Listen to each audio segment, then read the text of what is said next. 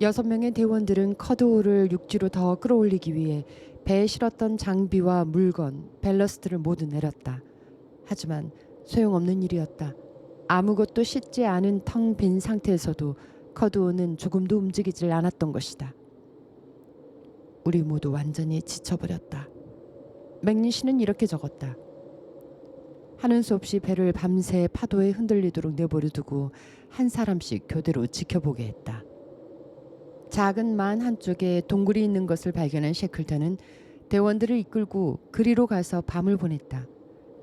다들 젖은 옷을 입은 채로 젖은 슬리핑백 속에 들어가 잠을 자는 동안 셰클턴이 첫 번째로 배를 지켰고, 선체로 자꾸만 잡에 빠져드는 것을 느낀 새벽 1시엔 크린을 불러 배를 지키게 했다. 다음날 아침 맥니시가 배에서 무거운 목재와 갑판을 떼어낸 뒤에야 대원들은 커드호를 해변 안쪽으로 끌어올릴 수 있었다. 킹 하콘만의 북쪽에는 깊은 계곡이 펼쳐져 있었고 남쪽은 가파른 산이었다. 산 밑에서는 거친 풀들이 듬성듬성 자라고 있었다. 대원들은 풀을 뽑아 동굴 바닥에 깔아놓고 그 푹신한 감촉을 즐겼다. 동굴 입구엔 커튼처럼 거대한 고드름이 달려있어 외풍을 막아주었고 동굴 안에 피운 불이 바람에 꺼지지 않도록 했다. 셰클턴과 크린은 풀숲으로 덮인 비탈로 올라가 신촌홍 새끼를 잡아왔다. 무게가 5kg이 넘는 4마리의 커다란 새들이 펄펄 끓는 잡탕솥으로 들어갔고 대원들은 거기에 쇠고기즙을 잔뜩 쏟아부었다. 고기가 하얗고 맛있었으며 부드러운 뼈는 입에서 살살 녹았다. 셰클턴이 이렇게 적었다. 기억에 남는 훌륭한 식사였다. 식사를 마친 뒤엔 모두 슬리핑백 속에 누운 채 불에 말린 담배를 피웠다. 5주 만에 아주 편안했다. 맥니시는 만족스러운 기분으로 이렇게 적었다. 지금까지 먹어본 닭고기 수프 가운데 최고였다. 엘레펀트 섬에 있는 우리 동료들이 이런 음식을 보면 과연 어떤 반응을 보일지 궁금하다. 다음 날 셰클턴은 새로운 계획을 발표했다. 그와 다른 2사람이 섬을 가로질러 반대편의 스트롬니스 포경 기지까지 간다는 것이다. 사람이 살고 있는 가장 가까운 기지인 스트롬니스까지 직선거리는 약 35km. 하지만 배를 타고 가려면 해안선을 따라 약 250km를 항해해야 했다. 불안한 날씨와 거의 부서져 버린 배를 고려할 때 도무지 엄두를 내지 못할 먼 거리였다. 문제는 지금까지 어느 누구도 사우스 조지아 섬을 가로질러 그런 여행을 한 예가 없다는 점이다. 이 섬에서 가장 높은 산이라고 해봐야 겨우 해발 3000m 정도지만 험한 바위와 위험한 크레바스가 곳곳에 있고 대부분은 눈과 얼음으로 뒤덮여 몹시 위험했다. 아무도 넘어본 적이 없는 미지의 산이었고 당연히 지도도 없었다. 섬의 지형에 대해 아는 것이 거의 없었다. 셰클턴은 이렇게 적었다. 사우스 조지아의 해안에서 안쪽으로 단 1km라도 들어가 본 사람은 아무도 없을 것이다. 내가 알고 있던 포경 선원들도 도저히 사람이 들어갈 수 없는 곳이라고들 했었다. 대원들은 4일 동안 마음껏 말리고 쉬고 잠자고 먹었다. 셰클턴은 워슬리, 클린과 함께 주변을 꼼꼼히 살폈고 맥니시는 커드호를 수리했다. 섬의 내륙으로 들어가려면 산길이 나 있는 만 꼭대기에서 출발해야 했고 그곳은 배를 타야만 갈 수 있는 곳이었다. 5월 15일 북서풍이 불고 안개비가 내렸다. 아침 식사를 마친 대원들은 커드호에 물품을 싣고 좁은 뱃길을 따라 만을 향해 나아갔다. 파도는 높았지만 한동안 휴식을 취한 덕분에 모두들 기운이 넘쳤다. 정오가 지날 무렵 커드호는 바다코끼리를 비롯하여 수백 마리의 동물들이 몰려있는 널찍한 모래 해변에 도착했다. 대원들은 배를 해안 안쪽으로 끌어다 놓고 거꾸로 뒤집었다. 배의 한쪽 끝을 바위에 얹어서 드나들 수 있는 입구를 만들었고 바닥에는 마른 풀을 푹신하게 깔았다. 아늑한 오두막으로 변한 커드호를 대원들은 디킨스의 소설에 나오는 배 오두막의 이름을 따서 페고티 캠프라고 불렀다. 눈과 우박이 퍼붓는 나쁜 날씨 때문에 3일 동안 새로 만든 오두막에 갇혀 있어야 했고 셰클턴은 차츰 초조했다. 산을 넘을 수 있는 길을 찾기 위해 워슬리와 함께 탐사에 나서기도 했지만 갑작스러운 눈보라 때문에 곧바로 돌아와야 했다. 5월 19일 오전 2시. 마침내 출발 시간이 왔다. 조용하고 맑은 하늘에 보름달이 반짝이면서 더없이 좋은 조건을 만들어내고 있었다. 셰클턴과 크린, 워슬리는 서둘러 아침 식사를 하고 1시간 뒤에 짐을 꾸려 출발했다. 맥니시의 일기장 끝 페이지에 셰클턴은 다음과 같이 마지막 지시 사항을 적었다. 맥니시에게 나는 우리 대원들을 구조하기 위해 이 섬의 동쪽 해안에 있는 허스피크로 갑니다. 빈센트와 메카티를 당신에게 맡깁니다. 당신은 구조도가 올 때까지 이곳에 남게 될 것입니다. 물개와 새, 생선으로 식사를 해결하며 버텨주시기 바랍니다. 총 한 자루와 탄약 50통, 그 밖에 식량과 다른 장비들을 두고 갑니다. 겨울이 지날 때까지 내가 돌아오지 않으면 동해안으로 가십시오.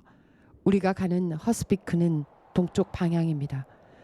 당신이 며칠 내에 구조될 것으로 믿습니다. 1916년 5월 16일 사우스 조지아에서 어니스트 셰클턴. 슬리핑백을 남겨두고 가볍게 여행을 떠나기로 결정했다. 셰클턴은 이렇게 적었다. 썰매나 다른 장비들을 갖고 움직이기엔 지형이 너무 험했기 때문이다. 3일분의 비상식량과 비스킷을 양말 3개에 넣은 다음 각자 짊어졌다.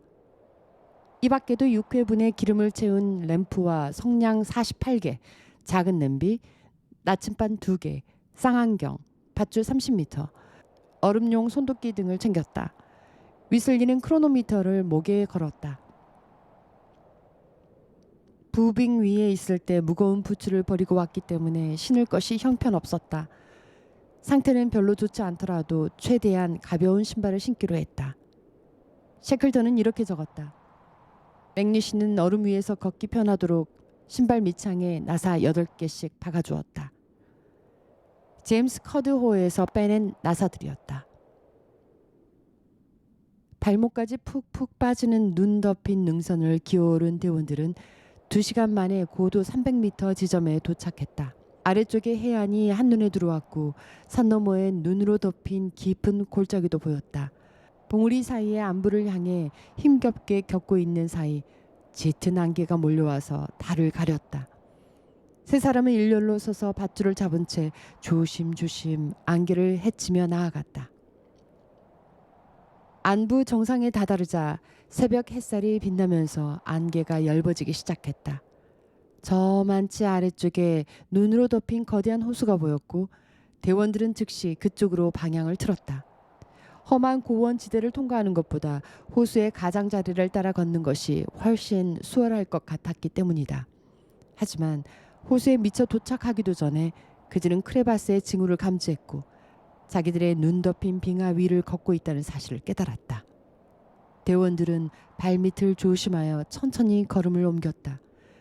그러나 안개가 충분히 걷혔을 때 눈앞에 드러난 풍경은 너무나 뜻밖이었다. 아까 그들이 보았던 것은 호수가 아니라 섬의 북쪽 해안에 있는 퍼제션만의 바다였던 것이다. 게다가 그들의 앞에는 도저히 내려갈 수 없는 가파른 얼음 절벽이 가로놓여 있었다. 결국 지금까지 왔던 길을 되돌아가는 것 외에 다른 방법이 없었다. 다시 힘겨운 행군이 계속되었다. 무릎까지 푹푹 빠지는 가파른 산길 위에서 그들의 몸은 빠른 속도로 지쳐가고 있었다. 30분 간격으로 한 번씩 행군을 멈추고 잠시 휴식을 취할 때면 다들 눈 위에 집단처럼 힘없이 쓰러져 버리곤 했다. 거의 수직에 가까운 절벽이 앞길을 가로막을 때마다 도끼로 발 디딜 곳을 찍으며 한 발 한 발 올라가야 했다. 아침 9시에 눈을 파고 스토브를 설치한 뒤 간단한 식사를 한 대원들은 잠시 후 손가락 같은 5개의 봉우리로 이루어진 산에 도달했다. 봉우리들 사이의 협곡은 그 너머의 땅으로 갈 수 있는 각기 다른 길처럼 보였다. 셰클턴은 일단 가장 가까운 남쪽 계곡을 목표로 삼은 다음 손톱기로 계단을 만들며 대원들을 이끌었다. 실망이었다. 첫 번째 협곡에 다다랐을 때의 느낌을 셰클턴은 이렇게 적었다. 아래쪽은 얼음 덩어리가 뒹구는 까마득한 절벽이었다. 내려갈 길이 전혀 없었다. 그들은 3시간이나 걸려 올라갔던 비탈을 다시 되짚어 내려와야 했다. 식사를 하고 난 다음 두 번째 협곡을 향해 올라가기 시작했다. 하지만 이번에도 역시 결과는 마찬가지였다. 하늘 높이 치솟은 거대한 검은 바위산 사이에 섰다. 위슬기는 이렇게 적었다. 앞에 알라디스 산맥이 있었고 눈 덮인 거대한 봉우리가 끝도 없이 아득하게 펼쳐졌다. 봉우리 옆으로는 보기만 해도 아찔한 엄청난 빙하가 앞길을 가로막고 있었다. 그들은 다시 비탈을 내려와 세 번째 도전을 나섰다. 훨씬 더 가파른 길이었다. 워슬리는 이렇게 적었다. 해발 1000m까지 올라가야 했던 이 세 번째 시도는 유난히 힘들고 고통스러웠다. 오후 4시경에 그들은 협곡의 꼭대기에 도착했다. 이미 해가 넘어가면서 추운 밤이 다가오고 있었다. 하지만 이곳 역시 다른 곳과 다를 바가 없었다. 워슬리의 말대로 오후 내내 헛수고만 한 것이다. 약 13시간에 걸친 강행군으로 세 사람은 완전히 지쳐버렸으며 온 몸이 거의 마비 상태에 이르고 있었다. 하지만 쉬고 싶다거나 포기하고 싶다는 생각은 누구도 하지 않았다. 셰클턴은 다른 두 사람이 절대 주저하거나 불평하지 않으리라는 것을 잘 알고 있었다. 그들 또한 셰클턴이 새로운 길 찾기에 나설 것임을 믿어 의심치 않았다. 몇 번째 되풀이되는 실패에도 불구하고 그들은 여전히 포기할 줄 모르는 불굴의 탐험 대원이었다. 이제 남은 것은 가장 북쪽에 있는 마지막 협곡뿐이었다. 그들은 지체 없이 새로운 도전에 나서 네 번째 등반을 시작했다. 마지막 협곡으로 향하는 길에는 약 70m 깊이의 큰 계곡이 그들을 기다리고 있었다. 눈과 얼음을 재료로 하여 바람이 만들어 오는 그 작품은 이곳의 강풍이 얼마나 매서운지를 대원들에게 생생하게 보여주었다. 조심스러운 우회 끝에 그곳을 통과한 대원들은 면도날 같은 얼음을 타고 힘겹게 위로 올라가기 시작했다. 한참 만에 간신히 좁은 능선 위에 올라섰지만 안개와 어두움에 휩싸인 비탈 아래쪽에는 아무것도 보이지 않았다. 위치가 마음에 들지 않았다. 워슬리는 셰클턴의 말을 이렇게 옮겨 적었다. 변변한 야영 장비도 없이 한밤중에 이렇게 높은 곳에 머물러 있다간 아침을 맞기도 전에 얼어 죽을 것이 불을 보듯 뻔한 일이었다. 진퇴의 양난의 암담한 상황 앞에서 셰클턴은 몇 분 동안 조용히 생각에 잠겼다. 무조건 반대쪽으로 내려가자. 드디어 그가 입을 열었다. 달리 어떻게 하겠나? 대원들은 능선을 넘어 조심스럽게 아래쪽을 향했다. 셰클턴이 눈 덮인 절벽을 도끼로 찍어 발판을 만들면 대원들이 그걸 딛고 한 번에 몇 인치씩 내려가는 식이었다. 그렇게 해서 30분 만에 100m 정도는 내려가자 눈으로 덮인 긴 비탈이 눈앞에 나타났다. 셰클턴은 현재의 상황을 다시 한번 검토했다. 슬리핑백도 없고 옷도 다 헤어진 세 사람이 산에서 밤을 보낼 수 없다. 무조건 계속해서 내려가야 한다. 날씨가 언제 급변할지 모르는 긴박한 상황에서 셰클턴은 마침내 목숨을 건 대담한 결단을 내렸다. 미끄러져 내려간다. 대원들은 로프로 또아리를 만든 다음 썰매처럼 깔고 앉았다. 그리고 각자 앞사람을 두 팔로 단단히 껴안았다. 셰클턴이 맨 앞에 앉고 크린이 맨 뒤에 앉은 상태에서 세 사람은 깜깜한 어둠 속을 향해 위태로운 돌진을 시작했다. 우주 공간에 던져지는 것 같았다. 워슬리는 이렇게 적었다. 머리가 쭈뼛 곤두섰다. 그러다가 갑자기 흥분되더니 저절로 웃음이 터졌다. 그 아슬아슬한 상황을 은근히 즐기고 있었던 것이다. 나는 흥분한 채 마구 소리를 질러댔고 셰클턴과 크린 역시 함께 소리를 질렀다. 가파르던 비탈이 점차 완만해졌다. 미끄러져 내려가는 속도가 조금씩 떨어지더니 이윽고 눈더미에 부드럽게 부딪히며 정지했다. 잠시 후 눈을 털고 일어난 세 사람은 엄숙하게 서로의 손을 맞잡으며 이 대담한 모험의 성공을 축하했다. 불과 몇 분 만에 500m나 되는 긴 비탈을 무사히 내려온 것이다. 대원들은 눈 덮인 밤길을 1km 정도 걸은 다음 행군을 멈추고 식사를 했다. 봉우리 위로 떠오른 달이 주변을 밝게 비춰주고 있었다. 수많은 봉우리들이 사방에서 괴기스러운 모습을 드러내며 높이 솟아 있었고 남쪽으로는 험난한 바위선이 줄지어 있었다. 북쪽에서 은빛 바다가 가만히 출렁였다. 워슬리는 이렇게 적었다. 섬의 전경이 아까보다 훨씬 뚜렷하게 드러나고 있었다. 자정 무렵 또다시 긴 내리막 비탈이 나타났다. 대원들은 이번엔 엉덩이가 아닌 두 발로 조심스럽게 그 비탈을 내려갔으며 2시간이 지나자 앞쪽으로 작은 만이 보였다. 드디어 스트롬니스에 도착했다고 생각한 세 사람은 치밀어 오르는 흥분을 가라앉히고 포경기지의 이정표를 찾아 헤맸지만 갑자기 크레바스가 나타나면서 자기들이 거대한 빙하 위에 서 있음을 알게 되었다. 스트롬니스에는 빙하가 없다. 셰클턴은 간단하게 이때의 일을 기록했다. 또다시 길을 잘못 들었던 것이다. 몸을 돌린 그들은 약 3시간을 걸어 바위산 기슭으로 간 다음 잠시 휴식을 취했다. 새벽 5시. 매서운 새벽바람이 뼛속까지 파고들었지만 고단한 대원들은 졸음을 쫓기엔 역부족이었다. 눈 위에 들어누운 워슬리와 크리는 불과 몇 분 만에 서로 껴안은 채 깊은 잠속으로 빠져들었다. 하지만 셰클턴은 결코 눈을 감지 않았다. 모두 다 잠을 자면 아주 위험했다. 그런 상태에서 잠을 잔다는 것은 곧 죽음을 의미한다. 나는 5분 뒤에 그들을 깨워 30분이나 지났다고 거짓말을 한 다음 다시 출발했다. 그새 몸이 굳어버린 두 사람은 몸이 완전히 풀릴 때까지 무릎을 굽힌 채로 걸어야 했다. 세 사람은 앞에 놓인 들쭉날쭉한 봉우리 위쪽으로 향했다. 지긋지긋하던 시행착오가 마침내 끝나고 이제는 익숙한 지역으로 들어서고 있었다. 봉우리들은 스톰니스 기지 근처에 있는 포트루나 만에서 시작되는 산줄기임에 분명했다. 아침이 밝을 무렵 그들은 봉우리 사이의 협곡을 통과하여 아래쪽을 내려다보았다. 투명하게 비치는 햇살 속에서 그들은 보았다. 발 밑에 펼쳐진 포르투나 만의 풍경을. 동쪽 산 너머로 스트롬니스의 특징인 뒤틀린 바위들이 보였다. 그들은 아무 소리도 내지 않고 한동안 그곳을 내려다보기만 하다가 가만히 서로의 손을 잡았다. 드디어 여행이 끝났다고 생각했다. 셰클턴은 이렇게 적었다.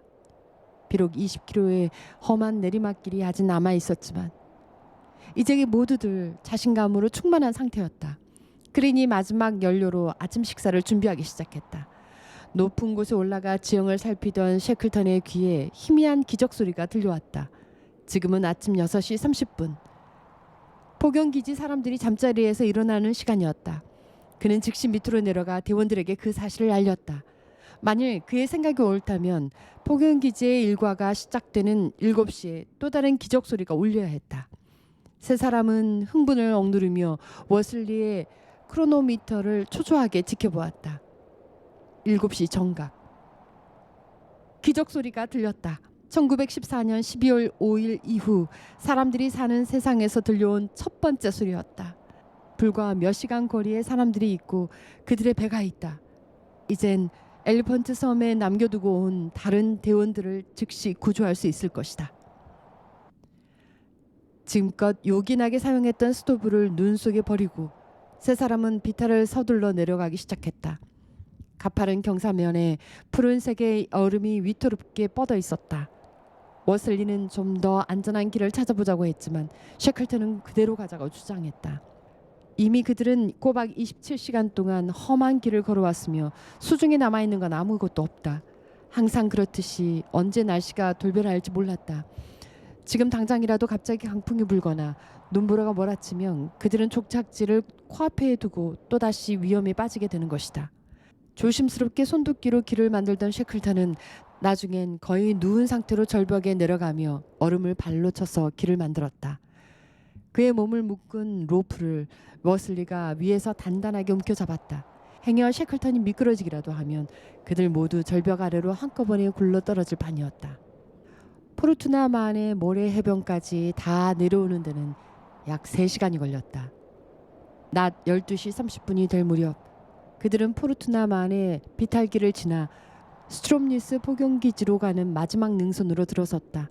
그리고 1시간 뒤에는 능선 위에서 발 밑에 스트롬니스만을 내려다보았다. 포경선과 대형 범선이 눈에 들어왔고 기지 곳곳에서 움직이는 사람들의 모습이 보였다. 세 사람은 마지막으로 서로의 손을 잡았다. 오후 3시 드디어 스트롬니스 기지 외곽에 도착했다. 장장 36시간을 제대로 쉬지도 못하고 여기까지 걸어온 것이다. 고래 기름 연기로 인해 얼굴엔 새까맣게 검댕이가 묻어 있었고 소금기에 찌든 머리는 잔뜩 헝클어진 채 어깨까지 내려와 있었다. 옷은 이미 다 떨어져서 누더기가 된 지 오래였다. 머슬리는 왓속으로 손을 넣어 지난 2년 동안 간직해온 4개의 녹슨 옷핀을 뽑았다. 그동안 그 핀으로 터진 바지를 대충 꿰맨 채 견뎌왔던 것이다. 그것도 영하 수십 도를 오르내리는 남극의 차가운 바다와 얼음과 계곡 속에서.